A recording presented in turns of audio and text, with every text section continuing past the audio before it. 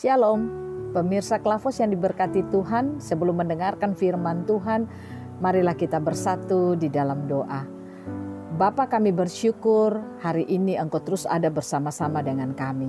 Kami akan mendengarkan firman-Mu, berbicaralah bagi kami, karena kami siapkan hati kami untuk ditegur, dinasehati, dibangun oleh Tuhan sendiri. Oleh karena itu Roh Kudus bekerjalah dalam kehidupan kami, agar kami memiliki hati yang selalu haus dan lapar akan firman-Mu. Sehingga firman-Mu akan mendapat tempat dalam kehidupan kami, mengubah hidup kami, membangun kehidupan kami untuk terus hidup semakin dekat dengan Tuhan. Inilah kami, di dalam nama Tuhan Yesus kami berdoa. Amin. Bagian bacaan firman Tuhan bagi kita dalam Mazmur 107 ayatnya yang ke-23 sampai ayatnya yang ke-30. Demikian bunyi firman Tuhan. Ada orang-orang yang mengarungi laut dengan kapal-kapal yang melakukan perdagangan di lautan luas. Mereka melihat pekerjaan-pekerjaan Tuhan dan perbuatan-perbuatannya yang ajaib di tempat yang dalam. Ia berfirman, maka dibangkitkannya angin badai yang meninggikan gelombang-gelombangnya. Mereka naik sampai ke langit dan turun ke samudra raya. Jiwa mereka hancur karena celaka. Mereka pusing dan terhuyung-huyung seperti orang mabuk dan kehilangan akal. Maka berseru-serulah mereka kepada Tuhan dalam kesesakan mereka, dan dikeluarkannyalah mereka dari kecemasan mereka. Dibuatnyalah badai itu diam hingga gelombang-gelombangnya tenang. Mereka bersukacita sebab semuanya reda, dan dituntunnya mereka ke pelabuhan kesukaan mereka. Demikian jawab pembacaan firman Tuhan. Dikatakan berbahagia setiap saudara dan saya membaca dan mendengarkan apa kata firman Tuhan. Saudara, di tengah-tengah situasi keadaan hidup kita saat ini, dapat saudara dan saya katakan bahwa kehidupan kita saat ini tidaklah aman. Mengapa? Karena varian baru yang melanda bangsa kita, dunia ini merupakan suatu varian yang sangat berbahaya. Itu yang membuat sehingga situasi keadaan yang kita alami sekarang ini semua sementara digoncangkan oleh Tuhan. Nah, oleh karena itu, saudara dan saya mari kita belajar lewat kebenaran firman Tuhan saat ini. Bahwa situasi keadaan kita boleh goncang, tapi janganlah iman percaya kita kepada Tuhan menjadi goncang. Karena kita tahu bersama bahwa Tuhan itu terus bekerja dalam hidup saudara dan saya sampai sekarang ini. Oleh karena itu lewat bagian kebenaran firman Tuhan ini, marilah kita belajar untuk tempatkan Yesus sebagai yang utama di dalam kehidupan kita. Orang Kristen yang menempatkan Yesus sebagai yang utama di dalam kehidupannya adalah orang Kristen yang percaya bahwa siapa Tuhan yang ia percayai. Banyak orang bisa mengatakan bahwa buktinya saya sampai sekarang Kristen, buktinya saya tetap berbicara tentang Alkitab. Saya katakan kepada saudara, tidak cukup hanya melakukan hal itu. Artinya tidak cukup saudara hanya hidup sebagai orang Kristen yang tidak pindah kemana-mana. Tetapi kalau saudara katakan saudara mengutamakan Tuhan di dalam kehidupan saudara sebagai yang utama, berarti hidupmu hanya melakukan agenda Tuhan di dalam seluruh kehidupan saudara. Nah, oleh karena itu saudara, apakah benar kita hidup melakukan agenda Tuhan dalam hidup kita ataukah tidak? Banyak orang Kristen, dia menjadi orang Kristen tapi apa yang dia lakukan bukan agenda Tuhan, tapi agenda pribadinya sendiri. Nah, oleh karena itu ketika dia melakukan agenda pribadinya, tidak heran dia akan stres dalam perjalanan hidupnya. Dia akan hidup dalam ketakutan, dia akan hidup dalam kekhawatiran. Situasi keadaan bisa mengubah seluruh kehidupannya, bisa membuat dia ragu kepada Tuhan. Tetapi kalau kita tahu kita hidup untuk Tuhan, kita hidup melakukan agenda Tuhan, maka saya percaya saudara, apapun situasi kondisi yang kita alami, kita tidak akan pernah menjadi orang Kristen yang goyah. Karena kita tahu siapa Tuhan yang kita percayai. Belajar lewat kebenaran firman Tuhan saat ini. Dikatakan bahwa ada orang-orang yang melakukan suatu perjalanan di tengah laut. Dikatakan mereka mengenal pekerjaan-pekerjaan Tuhan. Ketika mereka mengenal pekerjaan-pekerjaan Tuhan, Tuhan mengizinkan mereka hidup di dalam atau menghadapi badai. Dikatakan mereka menghadapi badai di lautan yang sangat luas. Dan dikatakan ketika mereka mengalami hal seperti itu, jiwa mereka tergoncang. Nah, saudara, saya ingin katakan kepada saudara, di tengah-tengah badai dan situasi hidup yang kita alami, terkadang kita katakan kita orang yang percaya Tuhan. Kita katakan kita sangat percaya kepada Tuhan. Tetapi di tengah situasi goncangan ini, terkadang jiwa kita tergoncang. Apa itu jiwa? Pikiran kita, perasaan kita, kemauan kita, imajinasi kita, memori kita. Saya katakan kepada saudara, kalau kita katakan kita mengutamakan Tuhan, kita percaya Tuhan di dalam seluruh kehidupan kita, maka di tengah situasi badai yang sulit sekalipun, saya pastikan bahwa jiwa kita tidak akan tergoncang. Karena apa? Kita mengutamakan Tuhan di dalam seluruh kehidupan kita. Dikatakan orang-orang ini mereka mabuk, mereka ada di dalam satu goncangan yang hebat, dan saat itu jiwa mereka tergoncang. Ketika jiwa mereka tergoncang, mereka berseru kepada Tuhan.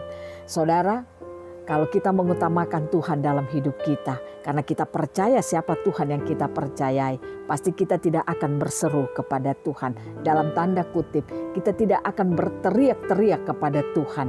Karena kita tahu siapa Tuhan yang kita percayai. Artinya bukan saya mengajak saudara untuk tidak perlu kita berteriak kepada Tuhan, tidak. Tetapi berteriak karena ketakutan itu tidak perlu kita lakukan. Kita berteriak karena kita percaya siapa Tuhan yang kita percayai. Ada orang yang berteriak karena ketakutan, tapi ada yang berteriak karena tidak ketakutan. Dia berteriak karena dia mendeklar apa yang telah Tuhan kerjakan di dalam kehidupannya, apa yang dia tahu tentang perbuatan-perbuatan Tuhan di dalam kehidupannya. Nah, oleh karena itu saudara, marilah kita belajar untuk mengutamakan Tuhan di dalam seluruh kehidupan kita. Sehingga perjalanan kehidupan kita di tengah-tengah dunia ini akan membuat hidup kita itu semakin berkemenangan. Nah, oleh karena itu saudara, belajar lewat kebenaran firman Tuhan saat ini. Ketika kita mengutamakan Tuhan di dalam kehidupan kita, seperti tadi saya katakan, hidup kita akan mengalami hal yang luar biasa. Nah, bagaimana caranya agar kita bisa mengutamakan Tuhan di dalam seluruh kehidupan kita? Kalau saudara mau agar saudara dapat mengutamakan Tuhan di dalam kehidupan saudara, hendaklah saudara terus membangun hidup saudara terhubung dengan Tuhan. Hanya memiliki hubungan dengan Tuhan yang akurat, itulah yang membuat sehingga kita bisa menjadikan Tuhan atau mengutamakan Tuhan di dalam seluruh kehidupan kita. Terkadang kita hanya menjalani kekristenan kita, tapi kita tidak hidup akurat kepada Tuhan. Kita menjalani kehidupan kekristenan kita, menjadi pelayan Tuhan. Kita menjadi orang-orang Kristen yang katakan Kristen yang tidak pindah kemana-mana. Tetapi kenyataannya hidup kita jauh dari apa kata firman Tuhan. Jauh dari apa yang diinginkan oleh Tuhan. Kalau keadaan kita seperti demikian, bagaimana kita dapat katakan kita mengutamakan Tuhan di dalam kehidupan kita? Kalau saudara mengutamakan Tuhan di dalam kehidupan saudara, maka saya percaya hubungan saudara dengan Tuhan akan selalu saudara jaga, akan selalu saudara pelihara dalam hidup saudara, di mana saudara akan menjaga koneksi saudara terus terhubung dengan Tuhan. Nah, yang kedua, bagaimana caranya supaya saudara dapat menjadikan Tuhan yang utama di dalam hidup saudara? Yang kedua adalah saudara harus menjaga seluruh kehidupan saudara agar hidup saudara bersih dari 4M. Apa itu 4M? Bersih dari merit, bersih dari money, bersih dari motivasi, dan bersih dari moral. Artinya sebagai orang Kristen, dalam seluruh kehidupan kita, kalau kita mau supaya kita dapat mengutamakan Tuhan dalam hidup kita, jaga pernikahanmu. Engkau harus benar dalam hal pernikahanmu. Engkau harus benar dalam hal keuanganmu. Moralmu itu harus benar. Jangan jadi orang Kristen tapi moralmu itu buruk. Banyak orang Kristen menjadi pelayan Tuhan atau dia aktif di dalam pelayanan tapi moralnya itu tidak benar. Dia terlibat dalam hal-hal dosa, dosa persinahan, dosa perselingkuhan, kemabukan, pesta pora, dan lain sebagainya. Bagaimana moral kita itu? Kita katakan kita bisa menjaganya kalau kita memiliki kehidupan yang selalu hidup di dalam dosa. Saudara, mari kita belajar untuk menjaga hidup kita. Kalau saya tadi katakan bersih dalam 4M, dalam hal pernikahan, dalam hal keuangan, dalam hal motivasi, dan juga dalam hal moral kita. Kita hidup, motivasi kita harus benar. Benar untuk Tuhan. Itu yang harus kita jaga di dalam seluruh kehidupan kita. Saya percaya kalau dua hal ini saudara lakukan dalam hidup saudara, maka kehidupan saudara mampu untuk mengutamakan Tuhan sebagai yang utama di dalam seluruh kehidupanmu. Ketika kita mengutamakan Tuhan sebagai yang utama dalam hidup kita, maka saya percaya hari-hari hidup kita akan terus dituntun, disertai, dan diproteksi oleh Tuhan dari hari ke hari. Tuhan Yesus memberkati kita. Biarlah ketika kita akan menjalani hari-hari hidup kita di tengah situasi yang sulit seperti ini, Tuhan akan memampukan saudara untuk bisa mengutamakan Dia di dalam seluruh kehidupan kita. Tuhan Yesus memberkati kita, firman-Nya jadi berkat bagi kita semua. Amin. Mari kita berdoa. Bapa, terima kasih untuk firman-Mu. Terima kasih untuk apa yang telah Kau singkapkan bagi kami. Engkau mau untuk kami mengutamakan Engkau di dalam seluruh kehidupan kami. Sehingga di tengah-tengah situasi kondisi yang kami alami, kami berteriak bukan karena ketakutan, tapi kami berteriak karena kami percaya kepada siapa Tuhan yang kami percayai. Kami percaya Tuhan Engkau terus bekerja dalam kehidupan kami. Sekalipun situasi kami buruk saat ini, tapi kami percaya Tuhan tidak merancang hidup kami untuk buruk, tapi Tuhan merancang hidup kami untuk mengalami kemenangan demi kemenangan. Terima kasih banyak Bapa. Biarlah firman-Mu memberkati setiap pemirsa Klavos yang mendengarkannya. Biarlah firman-Mu akan mensingkapkan lebih jelas lagi dalam seluruh kehidupan kami, sehingga kami akan menjalani hari-hari hidup kami dengan terus mengutamakan Tuhan di dalam seluruh kehidupan kami. Inilah kami, inilah syukur kami.